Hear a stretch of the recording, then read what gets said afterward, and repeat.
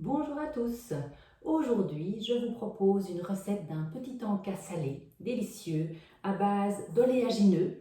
Donc ici, j'ai pris un mélange d'amandes, de noisettes et de noix de cajou, tout à fait nature, auquel on va ajouter des graines de tournesol, des graines de courge ou de potiron, un peu d'huile d'olive, un peu de tamarin, un peu de sirop d'érable et du curcuma.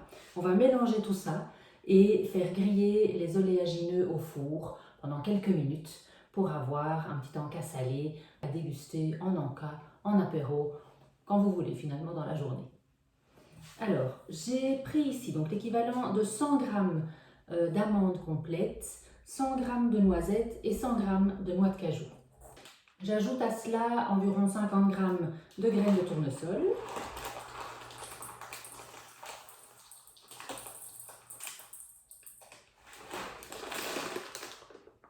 Et je mets la même chose de graines de courge.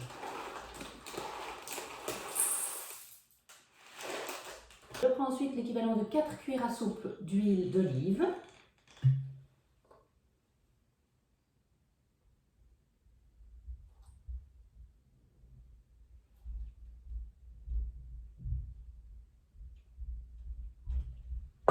Je mélange une première fois pour bien imbiber tous les oléagineux.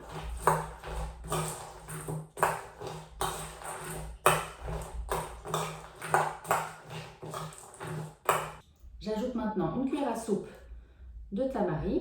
Ça, c'est pour le petit goût salé. Si vous n'avez pas de tamarin, vous pouvez remplacer par une pincée de fleur de sel ou de gros sel. Ça peut convenir également. Maintenant, je mets également une bonne cuillère à soupe de sirop d'érable.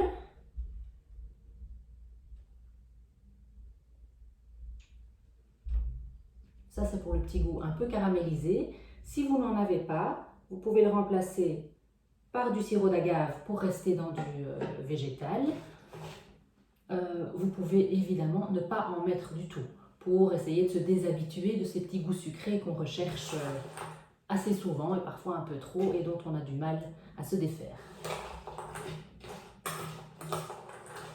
Et je mets ensuite aussi l'équivalent d'une petite cuillère à soupe de curcuma. Là aussi, si vous n'avez pas de curcuma ou si vous n'aimez pas le curcuma, vous pouvez bien sûr remplacer par toute autre épice que vous avez sous la main. Ça, c'est à vous de voir en fonction de vos goûts et de ce que vous avez dans vos placards.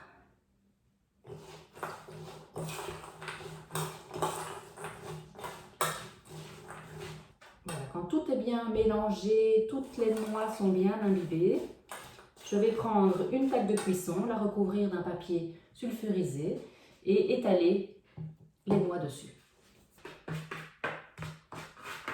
Comme ceci, et je l'enfourne maintenant pour 15 minutes environ à 180 degrés. Je vous conseille de surveiller quand même un petit peu la cuisson parce que ça peut aller assez vite. Les oléagineux, on passe vite du grillé au cramé.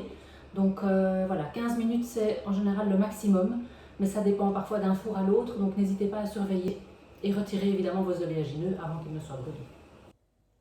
Voilà, quand les oléagineux sont cuits, vous les sortez du four évidemment et vous les laissez refroidir complètement sur la grille avant de les mettre en bocal pour qu'ils gardent bien leur croquant.